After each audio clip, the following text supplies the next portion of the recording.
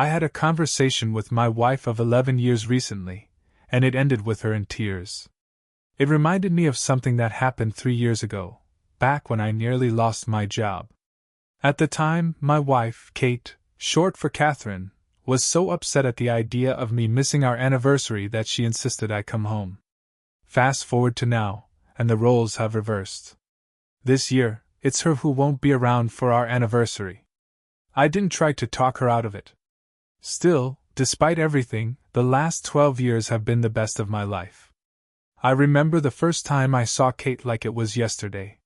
She was 24, just launching her career in sales.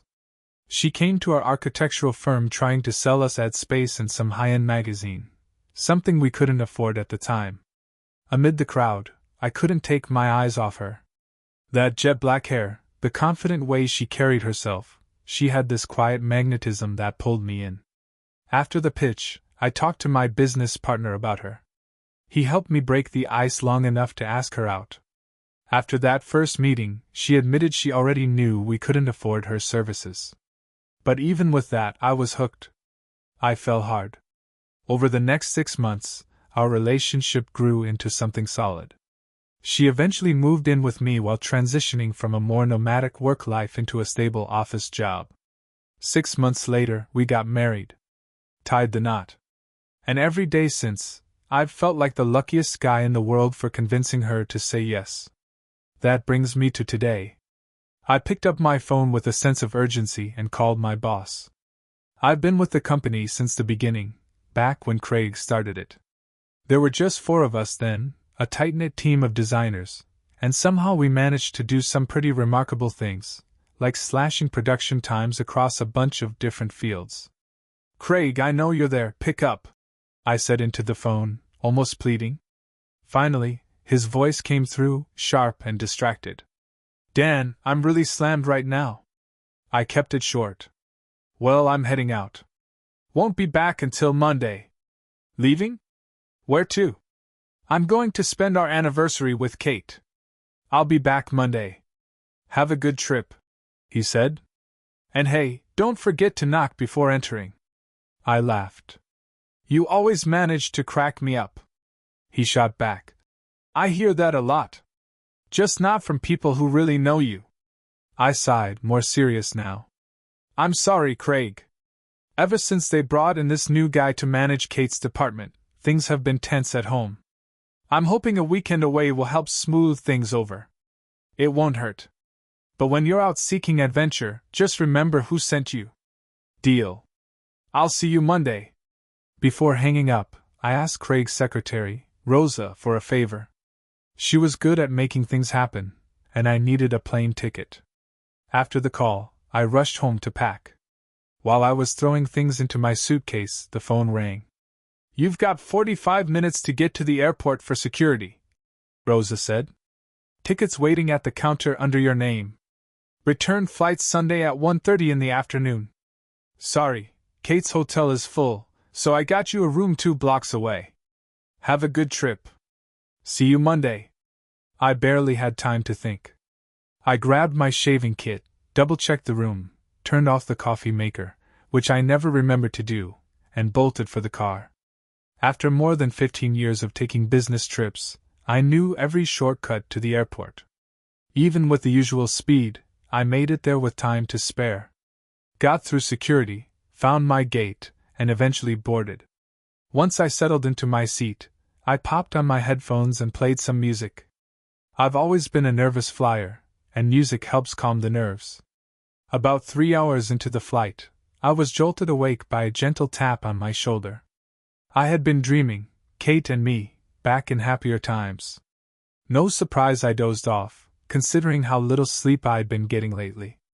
Work stress was part of it, sure, but honestly, things between Kate and me hadn't been great for a while. For over 2 months, she'd been pulling away, avoiding intimacy, keeping me at arm's length. It started after she told me someone from another department had gotten promoted over her and was now in charge of her team. She was furious, determined to prove they made the wrong call. The guy's name was Paul Reynolds. The first couple of weeks, she came home totally drained, talking nonstop about strategies to outshine him, when the big clients show the higher-ups that they've made a mistake. But gradually, her fire dimmed. She stopped venting.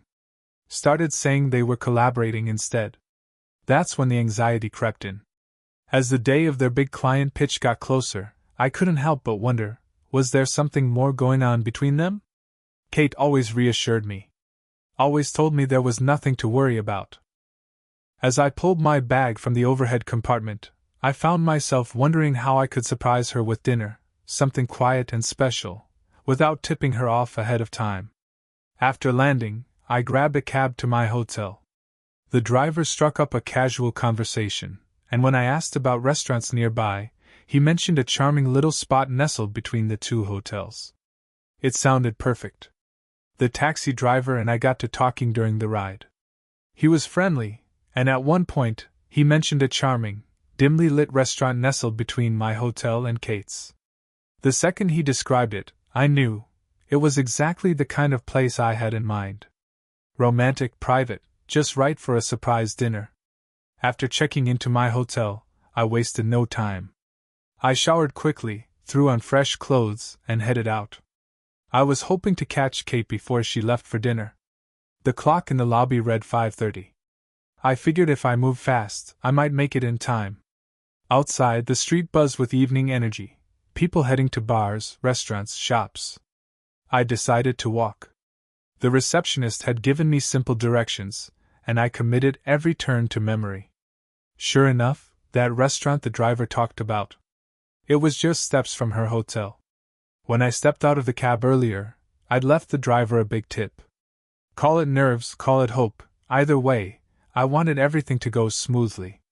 At 5:50, I walked into the hotel lobby and joined the short line at the reception desk. A kind-looking woman waved me forward with a smile. "Hi," I said warmly. "My name is Dan Cardiff. I was wondering if my wife, Catherine Cardiff, is in her room right now. I'd really appreciate a chance to talk to her." She paused, scanned through some notes, then picked up the phone and dialed a number. "Yes, she's a guest here," she confirmed. "Give me just a moment." A few seconds passed before she hung up and looked at me apologetically. "I'm sorry, sir, but there's no answer. Would you like to leave a message?" I shook my head, trying to hide the disappointment in my voice. "No, thank you. I was hoping to surprise her. It's our anniversary tomorrow. If it's okay, please don't mention this to her." She gave me a reassuring smile. "Of course, sir. I won't say a word. And I wish you a wonderful day tomorrow." "Thanks," I said with a nod. "Maybe I'll get lucky at dinner tonight." With that, I turned and made my way toward the far end of the lobby. There was a lively hall packed with guests. Some were eating, others were talking. A few staff hustled around carrying trays. It was crowded, loud, chaotic. I knew the odds of spotting her in there were slim. I noticed a restroom off to the side near the back wall. After taking care of business, I lingered near the entrance, eyes scanning the room, still searching. I looked left, then right, doing my best to peer between the booths. But the place was packed, and the high back seats blocked most of my view. It felt futile, like finding a needle in a haystack. And then I heard it. Laughter. Familiar. Soft. The kind that catches in your chest when it belongs to someone you love. I turned my gaze to the far wall, squinting past the booths. I couldn't see her face, just fragments, shadows, glimpses of people sitting too close together.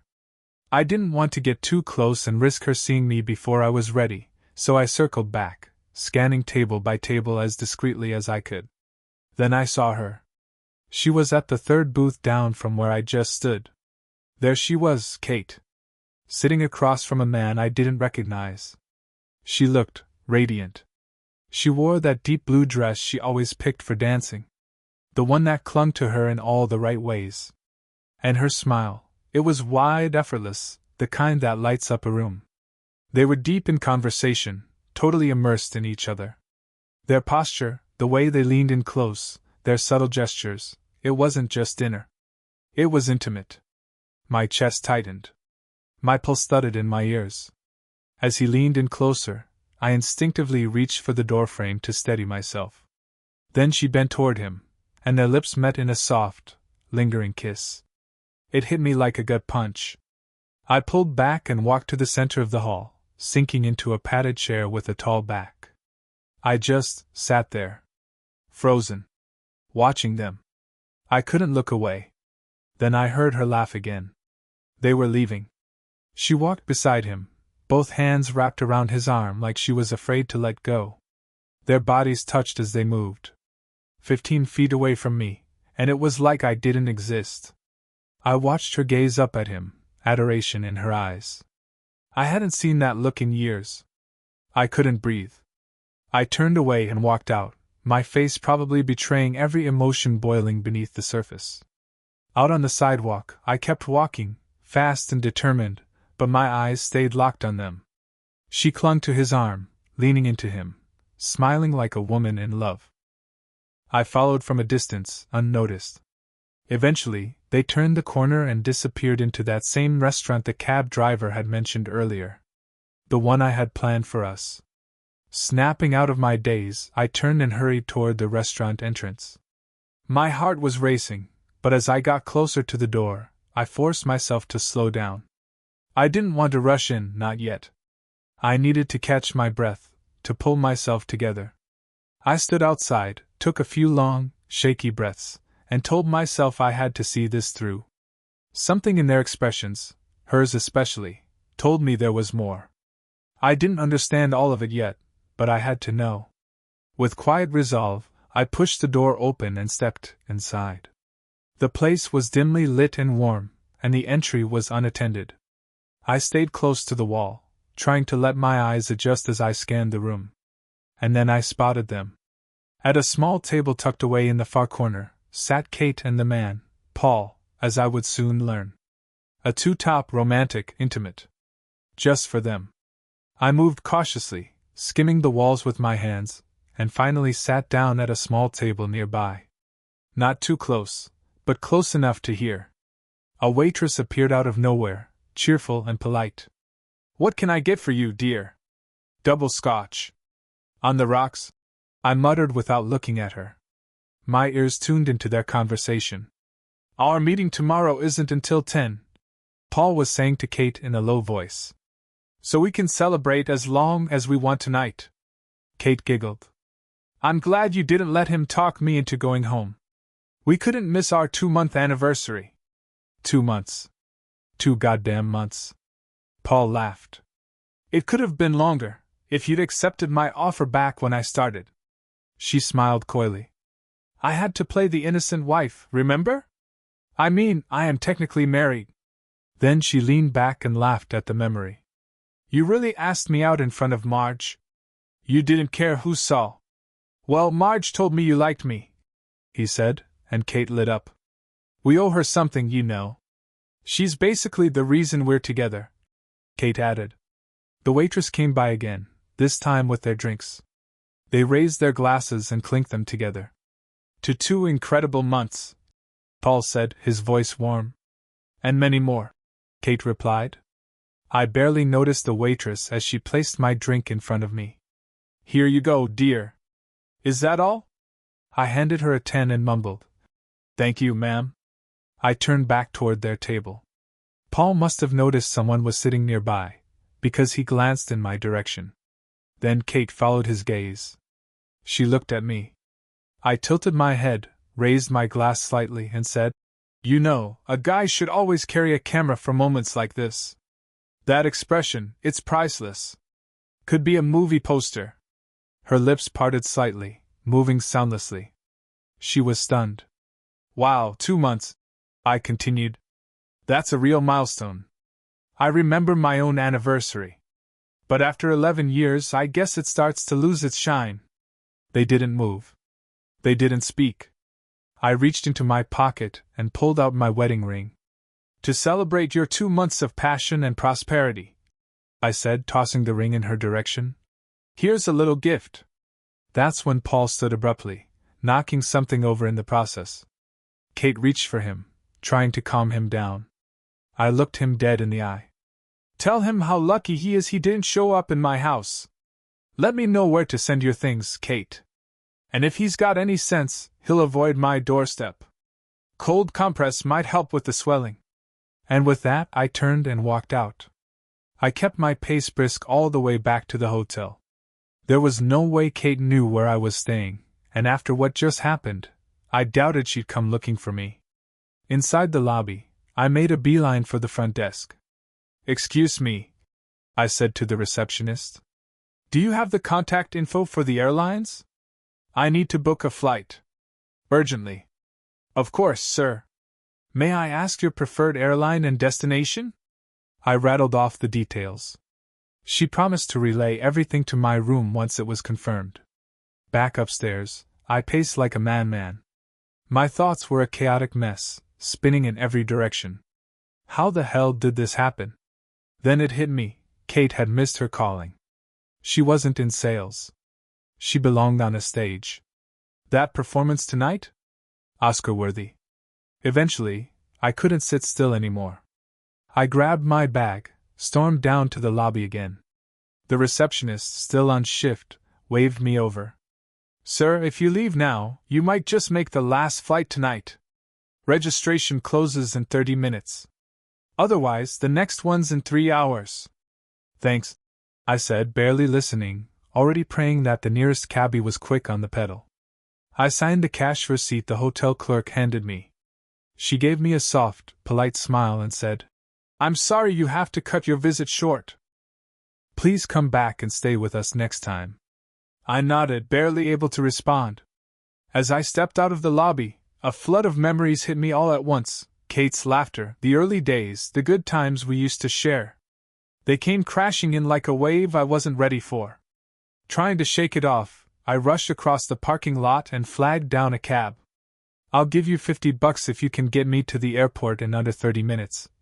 I told the driver as I jumped in. He grinned in the rearview mirror. "You got it, boss." He knew the roads well, probably better than most, and somehow, he got me to the terminal in just 20 minutes.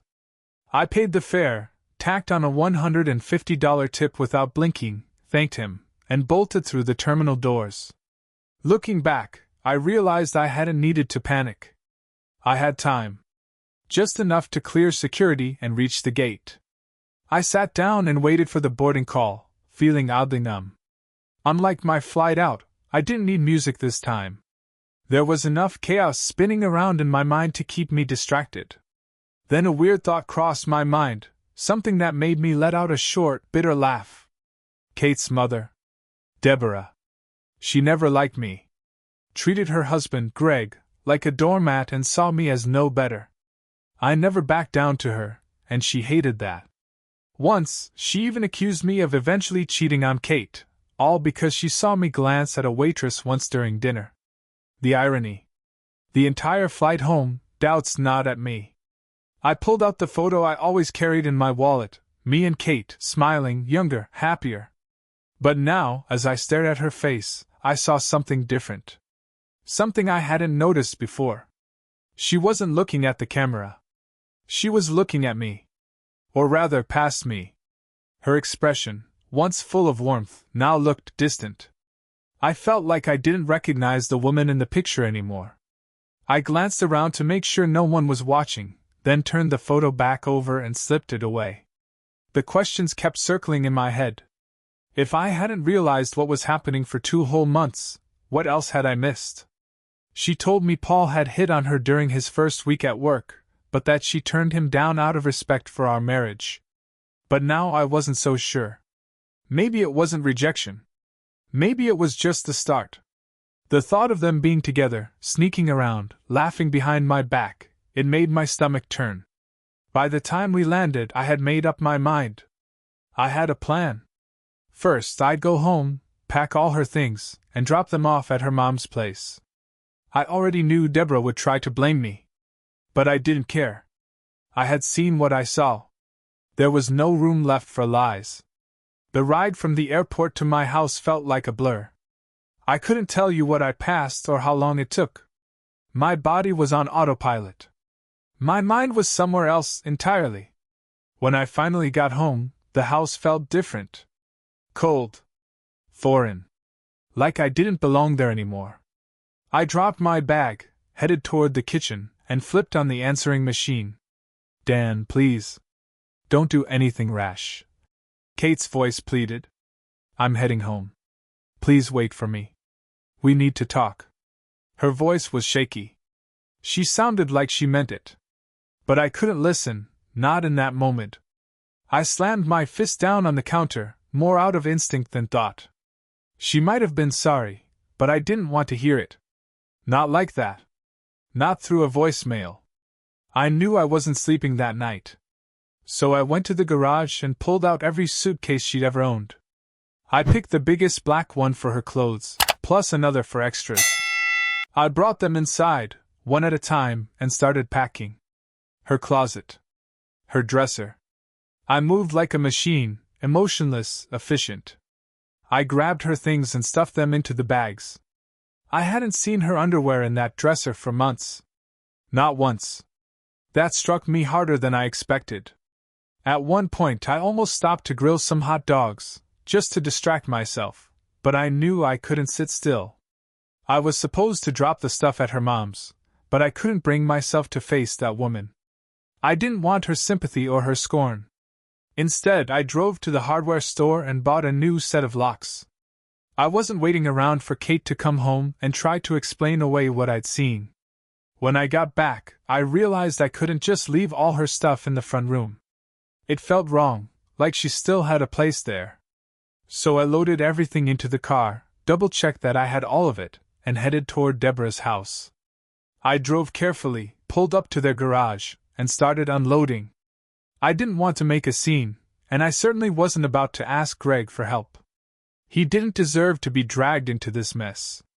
His wife and daughter had done enough damage. Just as I dropped the third box to the ground, Deborah stepped outside. Hi, Dan. What's all this? What's going on? She asked, her voice laced with confusion. I looked her dead in the eye and said, when Kate gets here, she's going to need her clothes. At first, I thought she'd come back to get them herself. But I couldn't wait any longer. I told Deborah flatly. Her stuff was just sitting there, cluttering up the front room. She looked at me, pale and confused. What do you mean when Kate arrives? I thought she was still out of town. Why would her things be here? I gave a tired sigh. Deborah, I don't know exactly how she plans to handle things. Maybe she'll stay with you for a while. Or maybe, I hesitated, then said it anyway. Maybe she's planning to move in with the guy she's been spending time with. I can't say for sure. That's why I brought her stuff. Figured it was time. Her face went even whiter. What are you implying? She asked, her voice quivering. Are you accusing my daughter of cheating? She was there for work, Dan. She'd never do something like that. Never betray you like that. Her voice cracked, trembling with disbelief. I saw them together, I said, my voice low but steady. They were celebrating a 2-month anniversary at a nightclub near the hotel. I watched her eyes widen. I kept going. I begged her to come home for our anniversary. She said she couldn't. So I flew out there. Wanted to surprise her. When I got there, I found them having an intimate dinner, just the two of them. The lights, the atmosphere, it was all so cozy, romantic. I didn't want to interrupt. Not right away. I paused. But I watched. I saw the way they touched, the way they kissed across the table. Deborah's mouth opened, but no words came. I saw them again in the hotel lobby later. She whispered something in his ear. Smiled. They didn't even notice me. My voice got quieter. So I followed them. They went to a nightclub nearby. I sat at a table in the back, watched her celebrate what she called their 2-month anniversary. He corrected her. Said it had been 3. I let that sink in before I added. If I wanted to leave them alone, I'd have to say something. But I didn't. I couldn't. I glanced at her, expecting outrage or disbelief. Maybe both. Instead, I said, I had my first drink in 10 years that night. First one since Kate asked me to give it up for our marriage. And you know what I gave her that night? I reached into my pocket, pulled out the ring I'd thrown on their table. My wedding ring. Thought it made sense. I gave her something of mine. He gave her something of his. Honestly, I think she prefers his. Her mouth moved like she wanted to say something, but I kept talking. I'm sure she'll show up here soon, looking for a place to hide out. Just thought I'd give her a head start. That hit her. Her face went from pale to gray. You're lying, she snapped, her voice rising. You've been married to her for 11 years. She told me everything. She's hurting. You're just being cruel. I shook my head. I'll never call that woman my wife again. Maybe you feel obligated to support her, she's your daughter. But I don't. I saw everything. I've been living alone for 2 months, while she's been living with him. Since the day he joined her company. I looked her dead in the eye. She lied to my face for 3 straight months. Looked me in the eyes every day and kept this up without a shred of guilt. If you think I'm going to let her back into my house, you're even more naive than she is. Deborah looked stunned, like she'd been slapped. Believe whatever you want, I said. That's your choice. I've made mine. I'm cutting my losses. She's in love with him. That much is clear. So let her have him. She won't need to sneak around anymore. Once she's done playing her games, send her here to pick up the rest of her crap. And with that, I got in my car and left. The ride back was quiet. Too quiet. I couldn't sit still when I got home. I paced, then wandered through the house until I ended up in the garage. I found a corner, set up a makeshift workspace, and tried to stay busy. A few hours passed. Then the doorbell rang. I didn't even think, I just walked to the door and opened it slowly. It was Kate.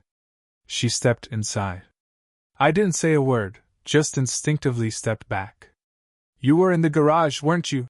She said, closing the door behind her. I knocked, but you didn't hear me. I was just cleaning up, I said, keeping my voice calm. She glanced around the space. Mom called me. She said you dropped off my things. I guess that means you've already made your decision. She looked up at me then. Sad. Disappointed. But not surprised. What did you expect, Kate? I asked quietly. That I'd just be okay with it. With you cheating? She hesitated, then sighed. I wasn't thinking clearly. Not rationally, anyway. I was angry. Disappointed. And I guess I just... She trailed off. I stood there, my chest heavy, waiting for her to finish. All I've done these past few weeks is think, I said, my voice lower now. There wasn't anyone around to distract me. No dinners out. No late-night drives. No one to sit with me in the dark, whisper things, kiss me like I mattered. Just me, and a woman who could look me dead in the eye and still lie without flinching. Who could share my home, eat my food, sleep in my bed, and still give herself to someone else. I looked her dead on. Not exactly a pleasant image, is it? She didn't answer. Are you really ready to throw away 11 years of our life? I asked. Kate blinked slowly. Did you ever stop to ask me why, Dan? Would it have mattered to you if I'd had a real relationship with someone else, something emotional and not just physical? I let out a bitter laugh. You know, I used to think that kind of question would stay with me forever. But now, it doesn't even sting. You and whatever his name is, go ahead. Move on together.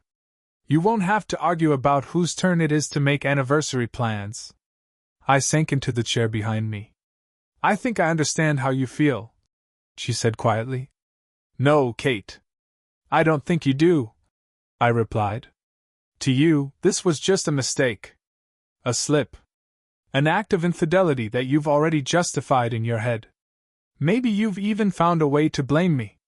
Hell, maybe you've convinced yourself that I pushed you into it somehow. She looked down. No. I don't blame you, Dan. It just happened. I scoffed. It just happened? You really expect me to buy that? I shook my head, rising back to my feet. Cheating on your husband for 2 straight months, or 3 if we're being honest, that's not a slip. That's a choice. One you made over and over. It takes planning, lying, secrecy. You knew exactly what you were doing. She started to open her mouth, but I cut her off. And I've got to hand it to you, Kate. You played the role well. Loving wife at home, passionate mistress on the side. You fell in love with him, don't bother denying that now. I felt the laugh coming before I could stop it, short, sharp, and cold. Honestly, if they gave Oscars for this kind of performance, you'd win hands down.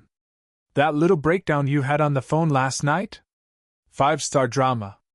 Almost had me. She winced at that, but I kept going. It's obvious, Kate.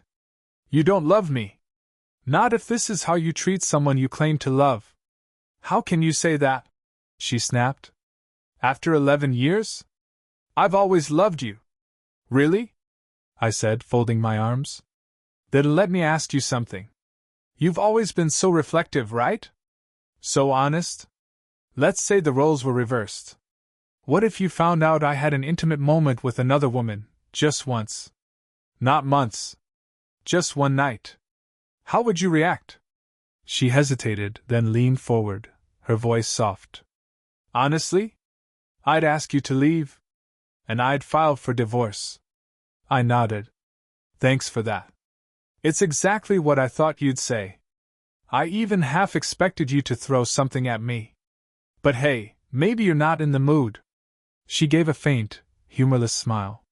Maybe. I stepped closer, my tone turning sharper.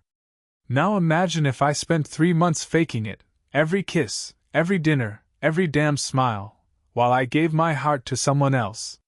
Spent my days with her. Came home to you like nothing happened. Can you really look me in the eye and say that's love? She didn't answer. Be honest, Kate. When was the last time you initiated a kiss between us? When did you last touch me and mean it? When did you act like my wife? Still nothing. I overheard you talking with Marge, you know, I added coldly. Right after he joined the company. About how bold he was. How he asked you out in front of everyone. You both even joked about getting her a gift for playing matchmaker. Guess you've already got your bridesmaid lined up. I collapsed into the chair again and gave a bitter smile. All that's left now is to find a best man and book the damn venue. Kate stared at me for a long moment. So, you're just like me now? She said. I laughed once, humorless. Should I expect a process server on my doorstep, Kate? What is it you want? She asked, her voice shaking. I leaned forward. First, I want to know where you're planning to live. And no, you won't be getting served by some stranger. I'll deliver the divorce papers myself. I stood up again, like I needed to keep moving to stop from exploding. This is it. I'm done. I'm walking away from Kate. If you ever see me with someone else, don't even think about interfering.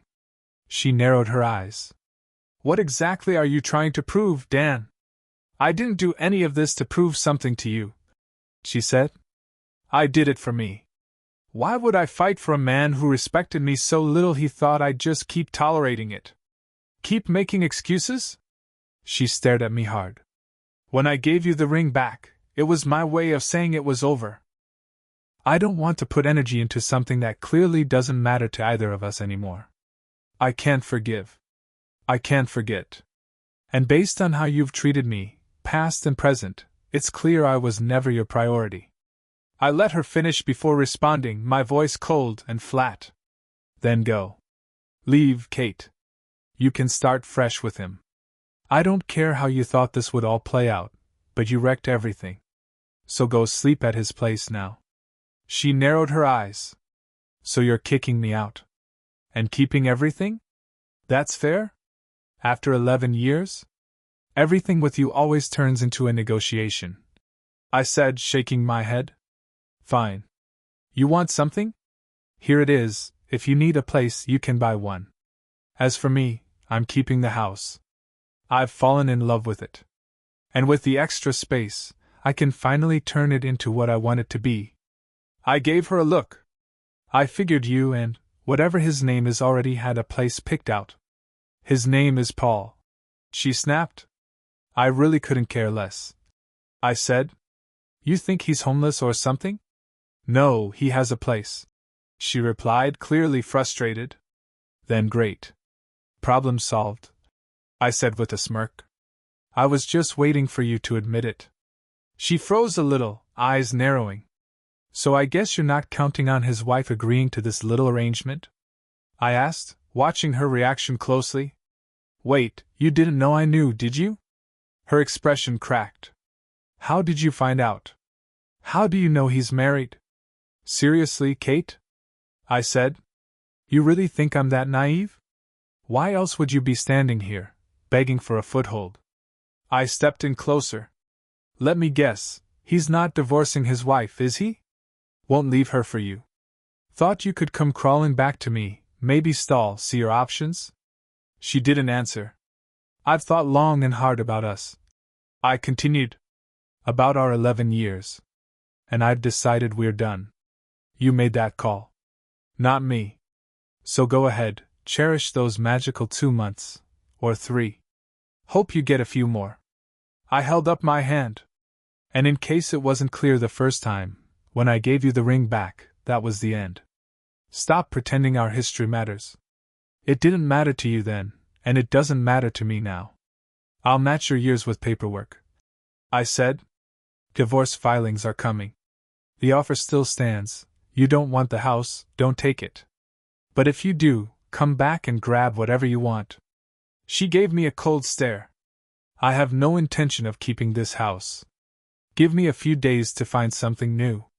I'll probably take a good chunk of the furniture. She reached into her pocket and pulled out the ring. What should I do with this? She asked. I glanced at it. Whatever you want. Actually, I've got an idea. Why not wear it on your toe? Might fit better there, considering how you used it. She smirked bitterly. Maybe I'll pawn it. Could use the cash. I shrugged. You won't get much. They pay by weight. Maybe $130 if you're lucky. Definitely not enough for a real gold ring, but hey, it's yours. Do what you want. She turned toward the door. Did you clear out everything from the closet? I did, I said. Though I was kind of pissed off while packing, so don't expect it to be organized. I'll call you in a few days. She nodded. Mind if I take a quick look? Knock yourself out. You know where everything is. I watched as she walked upstairs, her drawers sliding open, the shuffle of clothes, the squeak of the closet door. Then she came back down with a floral zip-up bag in hand, stuffed with makeup. You were pretty thorough, she said, forcing a smile. Only missed a couple things. I might have to call you again when it's time to move. I walked over to the door. Sure, happy to help, so long as it's not too close to me. She stood there for a second, looking unsure. Maybe we could go for a walk? She asked softly. I tilted my head, considered it, and then said, Wouldn't it be better if you ran instead? I asked her the question with a serious face. Wouldn't it be better if you ran? She looked at me for a long moment. Kiss me, she said softly. I shook my head. I wouldn't dare kiss someone when I don't know where she's been. And with that, I closed the door behind her. That was the last time we spoke. 3 months later, my lawyer finalized the divorce paperwork. Everything was in order, and he asked me to come by the office on Monday to pick it up. I had 2 stops that day, his office, and then one final visit to my mother-in-law's house, to make sure Kate signed the papers. I didn't want there to be any illusion left that we could reconcile. I needed to end it clean. I pulled into the driveway and sat in the car for a few minutes, staring at the house. The same place I used to walk into with flowers. The same porch where Kate and I once laughed about life, before life turned bitter. I took a breath, opened the door, and walked up to ring the bell. To my surprise, Deborah answered. Well, Dan, she said, eyeing me. What brings you here? I thought you'd forgotten about us. Not quite, I said. Is Kate here? She is, she replied cautiously. Come on in. A few moments later, Kate walked into the room. She looked thinner. Tired. but still carried that distant pride in her eyes, like nothing could touch her. "Kate," I said, holding out the documents, "I'm here for your signature. I'll be filing these tomorrow. Once you sign, we're done. I just want this over with." She exhaled slowly. "I don't think I've ever been good enough for you, have I?" she said. "Do you really think I'm going to just stand by and accept what you've done these past few months?" She turned and walked out, but came back with a pen. Without another word, she began signing each page, scribbling her name quickly like she couldn't get it over with fast enough. I watched her closely. Her hands moved fast, but they were shaking. When she finished, she dropped the pen on the table, stuffed the papers into a manila envelope like she was filing away a bad memory, and said, "Free now." "Thank you for signing them," I told her. "Take care of yourself. I hope you find peace." She didn't respond to that. Instead, she turned toward the hallway and called out, "Mom, you can come in now." I gave a nod in her direction. "Congrats to you, too," I said to Deborah, before walking out the front door for the last time. Driving away, I felt everything at once: grief, relief, a weird kind of peace. I knew this chapter of my life was closing. The door was shut. And whatever came next, it would be something entirely different. A month later, the divorce was finalized. Then I got a call from someone I hadn't expected to hear from, Kate's father. He told me something I probably should have seen coming. After the divorce, Kate asked Paul to leave his wife and marry her. But he didn't. He told her he couldn't do it, that he didn't have romantic feelings for her, and maybe never really had. Turns out, it was just a fling for him. Nothing more. She'd lost me. She'd lost him. Now, she was living back with her parents, jobless after being fired from the same company that fired Paul. I may have had something to do with that. According to her dad, Kate's been struggling. She's had a few brief relationships, but they've all been with married men or guys with questionable intentions. Eventually, she hit a breaking point. Her choices, her guilt, the weight of it all, led her into therapy. Her father told me she's been diagnosed with a psychiatric disorder. I didn't say much on that call. Just listened. There's a part of me that still mourns the woman I fell in love with. But the woman she became? That part of our story ended the night I watched her kiss another man across a candlelit table. She made her choices. I made mine. And now, finally, I'm learning how to live with the silence.